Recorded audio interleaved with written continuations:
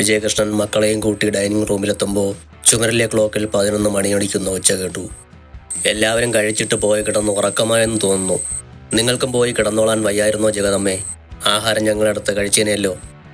Dining റൂമിൻ്റെ മൂലയ്ക്ക് ഒരു കസേരയിൽ ചാരി കണ്ണുകൾ അടച്ചിരുന്ന വേലക്കാരിയോട് വിജയകൃഷ്ണൻ പറഞ്ഞു. അദ്ദേഹത്തിൻ്റെ ഒച്ച കേട്ടതോടെ ഇരുന്നിടത്തു നിന്ന് ജഗദമ്മ ചാടി എഴുന്നേറ്റു. സാർ ഇരിക്കെ, ഞാൻ പ്ലേറ്റ് വയ്ക്കാം. ജഗദമ്മ അവരുടെ അടുത്തേക്ക് വന്ന് ടേബിളിന് മേൽ കഴുകി വൃത്തിയാക്കി കമിഴ്ത്തി വച്ചിരുന്ന 3 പ്ലേറ്റുകൾ തുടച്ചെടുത്തു. ഇവിടുത്തെ വീട്ടമ്മ എവിടെ ജഗദമ്മേ? മക്കളുടെ കൂടെ അവളും കഴിച്ചിട്ട് പോയി കിടന്നുറങ്ങിയോ? വിജയകൃഷ്ണന്റെ ചോദ്യം കേട്ട് ജഗദമ്മ സുമംഗലയുടെ റൂമിന് നേർക്ക് നോക്കിയതല്ലാതെ മറുപടി പറഞ്ഞില്ല. ചെന്ന് വിളിച്ചോണ്ട് വാ. സുമംഗലയോട് ചെന്ന് പറയ് ഭർത്താവ് ജോലി കഴിഞ്ഞ് വന്നിട്ടുണ്ടെന്ന്. ചെല്ല്. അവസാന വാചകം എത്തിയപ്പോൾ അയാളുടെ സ്വരം മുറുകി. ജഗദമ്മ സുമംഗലയുടെ റൂമിന് നേർക്ക് നടന്നു പോയപ്പോൾ അയാൾ നവമിയോടും അനുറാണിയോടും ഇരിക്കാൻ കൈകൊണ്ട് ആംഗ്യം കാട്ടി. അമ്മയെ വിളിക്കണ്ടായിരുന്നു അച്ഛാ. അമ്മ ജോലി കഴിഞ്ഞ് ക്ഷീണിച്ചു വന്നതല്ലേ. കുറച്ചു സമയം വിശ്രമിക്കണ്ടേ ഇനി അമ്മയ്ക്ക്? അച്ഛന് ഞാൻ വിളമ്പി തരുമായിരുന്നല്ലോ. അനുറാണി ഒരു കസേര നീക്കിയിട്ട് ഇരിക്കുന്നതിനിടയിൽ പറഞ്ഞു. ആണോ? നിന്റെ അമ്മ ജോലി കഴിഞ്ഞ് ഈ വീട്ടിൽ തിരിച്ചെത്തിയത് എപ്പോഴാ മോളെ? വൈകുന്നേരം 5:30 മണിക്ക് അല്ലേ? നിന്റെ അച്ഛനായ ഞാൻ ഓഫീസിൽ നിന്ന് തിരിച്ചെത്തിയത് 10 മണിക്കാ. എനിക്കും വേണം മോളെ ഒരു വിശ്രമമൊക്കെ. അത് നിന്റെ അമ്മയ്ക്ക് മാത്രം പറഞ്ഞിട്ടുള്ളതല്ല. സോറി അച്ഛാ, ഞാൻ അങ്ങനെ ഒരു ഉദ്ദേശത്തിൽ പറഞ്ഞതല്ല. അമ്മയെ വെറുതെ ബുദ്ധിമുട്ടിക്കണ്ടെന്നേ കരുതിയുള്ളൂ. മക്കളും ഭർത്താവുമൊക്കെ തിരിച്ചെത്തുന്നത് കാത്തിരുന്ന് അവർക്ക് ആഹാരം വിളമ്പി കൊടുക്കുന്നത് ലോകത്തൊരമ്മയ്ക്കും ഭാര്യയ്ക്കും ബുദ്ധിമുട്ടുള്ള കാര്യമല്ല മോളെ. മറിച്ച് അവർക്കതിൽ സന്തോഷമേ കാണൂ. ചിലപ്പോൾ ഈ വീട്ടിലൊഴിച്ച്. പിന്നെ ഞാൻ നിന്റെ അമ്മയെ വിളിച്ചോണ്ട് വരാൻ പറഞ്ഞത് അതവൾ ഇവിടെ നിന്ന് ആഹാരം വിളമ്പി തന്നാലേ നമുക്ക് നിറയൂ എന്ന് കരുതിയിട്ടല്ല. ഈ വീട്ടിൽ എന്തൊക്കെയാണ് അവളുടെ മക്കൾ കാണിച്ചു കൂട്ടുന്നതെന്ന് അവൾ കാണുന്നുണ്ടോ എന്ന് എനിക്കൊന്നറിയണം. അവൾ കാണുന്നുണ്ടെങ്കിൽ അതിനെതിരെ അവൾ എന്ത് നടപടിയെടുത്തു എന്ന് കൂടി എന്നോട് പറയട്ടെ. അതിനുവേണ്ടി ആ സുമംഗലയെ വിളിച്ചോണ്ട് വരാൻ ജഗദമ്മയോട് പറഞ്ഞത്. അയാൾ പറഞ്ഞു നിർത്തും മുമ്പേ ജഗദമ്മ തിരിച്ചെത്തി. അവർക്കൊപ്പം സുമംഗലയെ കാണാഞ്ഞ് വിജയകൃഷ്ണൻ അവരെ ചോദ്യഭാവത്തിൽ നോക്കി. ചേച്ചിക്ക് സുഖമില്ലെന്ന് സാറിനും അനുമോൾക്കും ആഹാരം എടുത്തു തരാൻ എന്നോട് പറഞ്ഞു. ജഗദമ്മ പറഞ്ഞു. സാറിനും അനുമോൾക്കുമോ? ഇവിടെ സാറിൻ്റെയും അനുമോളുടെയും ഒപ്പം മറ്റൊരാൾ കൂടിയുണ്ടെന്ന് പറഞ്ഞില്ലേ ജഗദമ്മ? ചേച്ചിക്ക് സുഖമില്ലെന്ന് പറയുമ്പോൾ ഞാൻ പിന്നെ എന്താ സാറേ പറയേണ്ടത്? അവർ തൻ്റെ നിസ്സഹായ അവസ്ഥ തുറന്നു കാട്ടി. സാരമില്ല, ആവശ്യക്കാരൻ ഞാനായി പോയില്ലേ. ഞാൻ തന്നെ പോയി വിളിച്ചോണ്ട് വരാം. എൻ്റെ ഭാര്യയ്ക്ക് പെട്ടെന്നുണ്ടായ അസുഖം എന്താണെന്ന് എനിക്കൊന്ന് അറിയുകയും ചെയ്യാമല്ലോ. അയാൾ എണീറ്റ് കസേര പിന്നിലേക്ക് മാറ്റിയപ്പോഴേക്കും സുമംഗല അവിടേക്ക് വന്നു. ആഹാ, നിനക്കാണോ സുമേ സുഖമില്ലെന്ന് ജഗദമ്മ പറഞ്ഞത്? നിന്നെ കണ്ടിട്ട് മൂക്കിപ്പനി പോയിട്ട് ഒരു നിസ്സാര തലവേദന പോലുമുള്ള ലക്ഷണമില്ലല്ലോ. അയാൾ വീണ്ടും തൻ്റെ ഇരിപ്പിടത്തിലേക്കിരുന്നു. വിജയകൃഷ്ണൻ പറയുന്നത് കേട്ടതോടെ സുമംഗല നെറ്റിയിൽ മെല്ലെ തഴുകി. എനിക്കൊരസുഖം വന്നാൽ എന്താ വിജയേട്ടാ ഞാൻ ചെയ്യേണ്ടത്? വീട്ടിൽ വരുന്നവരോടും പോകുന്നവരോടുമെല്ലാം എനിക്ക് സുഖമില്ലേ എന്ന് ഉച്ചത്തിൽ വിളിച്ചു പറയണോ? അതാണോ വിജയേട്ടൻ ഉദ്ദേശിച്ചത്? നീ കരുതും പോലെ ഞാനൊന്നും ഉദ്ദേശിച്ചിട്ടില്ല സുമേ. ഞാൻ വൈകിട്ട് ഈ വീട്ടിൽ നിന്ന് പോകുമ്പോൾ നിനക്ക് യാതൊരു അസുഖവും ഉണ്ടായിരുന്നില്ലല്ലോ. കണ്ണടച്ച് തുറക്കും മുമ്പ് നിനക്കെന്താ അസുഖം വന്നതെന്ന് അറിയാനുള്ള അവകാശം എനിക്കില്ലേ? അതുകൊണ്ട് തിരക്കിയതാണ്. ഞാൻ ആരോടും പറഞ്ഞില്ലെന്നേ ഉള്ളൂ വിജയേട്ടാ. വൈകുന്നേരം ഫീൽഡ് വർക്ക് കഴിഞ്ഞ് ഓഫീസിൽ തിരിച്ചെത്തിയപ്പോൾ തുടങ്ങിയ തലവേദന എനിക്ക്. അതും സഹിച്ചാ ഞാൻ വന്ന് വിജയേട്ടൻ്റെ മുമ്പിൽ നിൽക്കുന്നത്. അതങ്ങ് മാറിക്കോളും. അവരെവിടെ? സന്ദീപും പ്രവീണയും. അവരെ കൂടി വിളിക്ക്. വന്നിരുന്ന ആഹാരം കഴിച്ചിട്ട് പോകാൻ പറ. അവരൊക്കെ എപ്പോഴേ കഴിച്ചു കഴിഞ്ഞു വിജയേട്ടാ. കൃത്യമായി പറഞ്ഞാൽ 2 മണിക്കൂറായി. ഓഹോ, നീ അപ്പോൾ അവർക്ക് മാത്രമേ ആഹാരം കൊടുക്കുമല്ലേ? ഈ ഇരിക്കുന്നത് നിന്റെ മകളല്ലേ സുമേ? അയാൾ അനുറാണിയെ ചൂണ്ടി ചോദിച്ചു. ഞാൻ പറഞ്ഞോ അവൾ എൻ്റെ മകളല്ലെന്ന്? സന്ദീപും പ്രവീണയും അവർക്ക് വിശന്നപ്പോൾ ഇവിടെ വന്ന് സ്വയം ആഹാരം എടുത്തു കഴിച്ചിട്ടാ പോയിരിക്കുന്നത്. അനുവിനെന്താ അതുപോലെ പറ്റില്ലേ? അവൾ ഇവിടെ വന്നതല്ലേ സുമേ ആഹാരം എടുക്കാനായി. നീ സമ്മതിക്കാഞ്ഞിട്ടല്ലേ അവൾ തിരിച്ചു പോയത്? ഞാൻ സമ്മതിക്കാഞ്ഞിട്ടോ? അങ്ങനെയാണോ അവൾ വിജയേട്ടൻ്റെ കാതിലേക്ക് പകർന്നു തന്നിരിക്കുന്നത്? സുമംഗല വിജയകൃഷ്ണന്റെ അടുത്തിരിക്കുന്ന അനുറാണിയെ നോക്കി. അമ്മയുടെ മുഖത്തു നിന്നും അനു പെട്ടെന്ന് നോട്ടം മാറ്റിക്കളഞ്ഞു. നവമിയെ കൂടി അവിടെ കണ്ടതോടെ സുമംഗലയ്ക്ക് ദേഷ്യം വന്നു. എന്നാൽ നവമി മറ്റേതോ ലോകത്തെത്തപ്പെട്ടതുപോലെ പകച്ചിരിക്കുകയാണ്. നീ സമ്മതിക്കാഞ്ഞിട്ടല്ലേ സുമേ അവർ ആഹാരം കഴിക്കാതിരുന്നത്? അനുമോൾ വന്ന പ്ലേറ്റിൽ ആഹാരം എടുത്തപ്പോൾ നീ അവളെ തടഞ്ഞില്ലേ?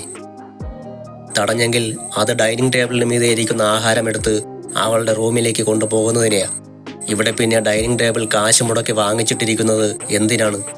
അനുവല്ല, ഇനി സന്ദീപ് ആയിരുന്നാലും പ്രവീണ ആയിരുന്നാലും ഇവിടെ വന്നിരുന്ന് കഴിച്ചോളണം. അതാണോ സുമേ ശരി?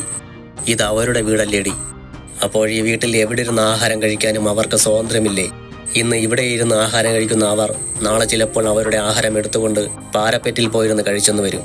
മറ്റന്നാൾ ചിലപ്പോൾ അവർക്ക് തോന്നും സ്റ്റെയർ കേസിൽ പോയിരുന്ന് ആഹാരം കഴിക്കണമെന്ന് തോന്നുകയല്ല, കഴിച്ചെന്നിരിക്കും. അതെന്തുകൊണ്ടാണെന്ന് നിനക്കറിയാവോ? ഈ വീട് അവരുടെ സ്വന്തം വീടായതുകൊണ്ട്, അതിനുള്ള സ്വാതന്ത്ര്യം തങ്ങൾക്കുണ്ടെന്ന വിശ്വാസമുള്ളതുകൊണ്ട്. എൻ്റെ മക്കൾ വിശക്കുമ്പോൾ ഈ വീട്ടിൽ എവിടെ ഇരുന്ന് ആഹാരം കഴിച്ചാലും അത് തടയാൻ ആർക്കും അവകാശമില്ല. കേട്ടല്ലോ? ഇത് അനുവിൻ്റെ കാര്യം മാത്രമല്ല ഞാൻ പറയുന്നത്, ഈ ഇരിക്കുന്ന നവമിയുടെ കാര്യം കൂടിയാ. മനസ്സിലായല്ലോ സുമയ്ക്ക്? അയാൾ ഭാര്യയുടെ മുഖത്തേക്ക് രൂക്ഷമായി ഒന്ന് നോക്കി. എൻ്റെ മക്കളുടെ കാര്യം എന്തെങ്കിലും ഉണ്ടെങ്കിൽ വിജയേട്ടന് എന്നോട് പറയാം. മറ്റാരുടെയും കാര്യം എനിക്കറിയേണ്ട ആവശ്യമില്ല. അതെന്നോട് പറയുകയും വേണ്ട. നവമിയാണോ സുമേ നീ മറ്റൊരാളെന്ന് ഉദ്ദേശിച്ചത്? നിന്റെ മക്കളുടെ പുറത്തേക്ക് നീ അവളെ മാറ്റി നിർത്തരുതെന്ന് ഞാൻ മുമ്പേ നിന്നോട് പറഞ്ഞിട്ടുള്ളതല്ലേ സുമേ? ഞാൻ എൻ്റെ മകൾ എന്ന് പറഞ്ഞ് ഈ വീട്ടിൽ കൊണ്ടുവന്ന് താമസിപ്പിക്കുന്ന ഈ പെൺകുട്ടിയെ ഒരന്യയായി കാണാൻ നിനക്ക് എങ്ങനെ തോന്നുന്നു സുമേ? അവൾ എൻ്റെ മകളല്ലാത്തതുകൊണ്ട്, അവളെ പ്രസവിച്ച സ്ത്രീ ഞാനല്ലാത്തതുകൊണ്ട്, ആരോ പ്രസവിച്ച് എവിടോ വളർന്ന ഒരു പെണ്ണിനെ പെട്ടെന്നൊരു നാൾ സ്വന്തം മകളായി കണ്ടോണമെന്ന് എന്നോട് പറഞ്ഞാൽ എനിക്കതിനല്പം ബുദ്ധിമുട്ടുണ്ട് വിജയേട്ട. വിജയേട്ടൻ അവൾക്ക് അച്ഛനായതുകൊണ്ട് അങ്ങനെയൊക്കെ തോന്നും. പക്ഷെ അവൾക്ക് ഞാനുമായി പുലബന്ധം പോലുമില്ലെന്ന് വിജയേട്ടൻ മറന്നു പോകരുത്. അതുകൊണ്ട് തന്നെ എൻ്റെ മക്കളെ തൂക്കുന്ന ത്രാസിലിട്ട് അവളെ തൂക്കാൻ എനിക്ക് പറ്റില്ല. വിജയേട്ടൻ ഇനി എന്നെക്കുറിച്ച് എന്തൊക്കെ കരുതിയാലും മനസ്സുകൊണ്ട് പോലും ഇവളെ എൻ്റെ മക്കൾക്കൊപ്പം കാണാൻ എനിക്കാകില്ല. തൻ്റെ മുഖമടച്ചൊരു അടി കിട്ടിയതുപോലെയാണ് വിജയകൃഷ്ണന് തോന്നിയത്. അയാൾ തനിക്ക് എതിർ സൈഡിലിരിക്കുന്ന നവമിയെ നോക്കി. തൻ്റെ മുൻപിലിരിക്കുന്ന പാത്രത്തിലേക്ക് അനു എടുത്തു വെച്ച ചപ്പാത്തിക്ക് മീതെ വിരലുകൾ വച്ച് അത് ചുരുട്ടുകയും നിവർത്തുകയും ഒക്കെ ചെയ്തുകൊണ്ട് മുഖം കുനിച്ചിരിക്കുകയാണ് നവമി. ഈ പറയുന്നതൊക്കെ തന്നെ കുറിച്ചാണെന്ന് അവൾക്കറിയാം. ഇനി അവൾ ആഹാരത്തിന് മുന്നിൽ ഇരിക്കുകയല്ലാതെ അതിൽ നിന്ന് ഒരു നുള്ളു പോലും എടുത്ത് കഴിക്കുകയില്ലെന്ന് അയാൾക്ക് തോന്നി. സുമംഗലയുടെ നോട്ടവും നവമിയുടെ മുഖത്തേക്ക് തന്നെയായിരുന്നു.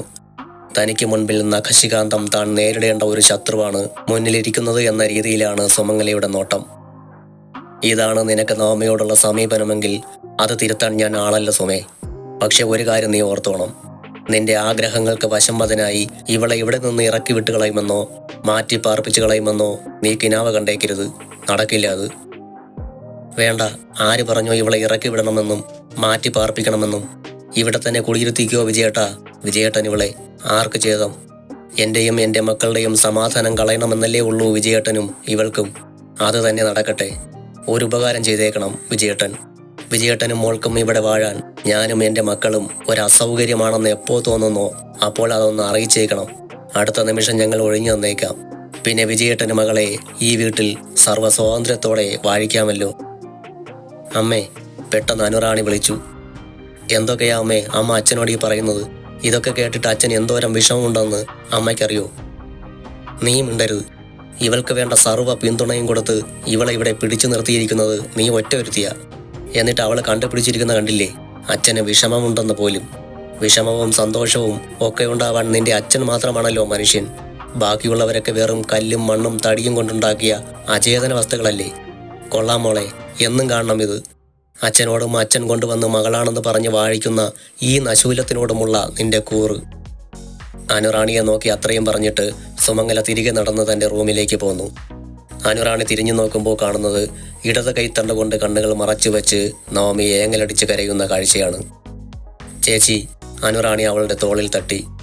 ആഹാരത്തിൻ്റെ മുൻപിലിരുന്ന് കരയില്ലേ ചേച്ചി, അനു പറഞ്ഞു. നവമി പെട്ടെന്ന് എഴുന്നേറ്റ് വാഷ് ബേസിനരികിൽ ചെന്ന് മുഖം കഴുകി. അനുവും അവൾക്ക് പിന്നാലെ ചെന്നു. വിജയകൃഷ്ണന്റെ സർവ്വ വിശപ്പും കെട്ടുപോയിരുന്നു. അയാൾ കഴിച്ചുകൊണ്ടിരുന്ന പ്ലേറ്റിലേക്ക് തന്നെ കൈവിരലുകൾ കുടഞ്ഞിട്ട് അവിടെ തന്നെ ഇരുന്നു. ഏതൊരു ഭൂകമ്പത്തിനും തകർക്കാൻ പറ്റാത്ത ഉറപ്പുള്ള തൻ്റെ കുടുംബത്തിൻ്റെ അടിത്തറയ്ക്ക് മീതെ ഒരു വിള്ളൽ വീണ് കഴിഞ്ഞിട്ടുണ്ടെന്നുള്ള അറിവ് അയാളുടെ മനസ്സിനെ അസ്വസ്ഥമാക്കിക്കൊണ്ടിരുന്നു.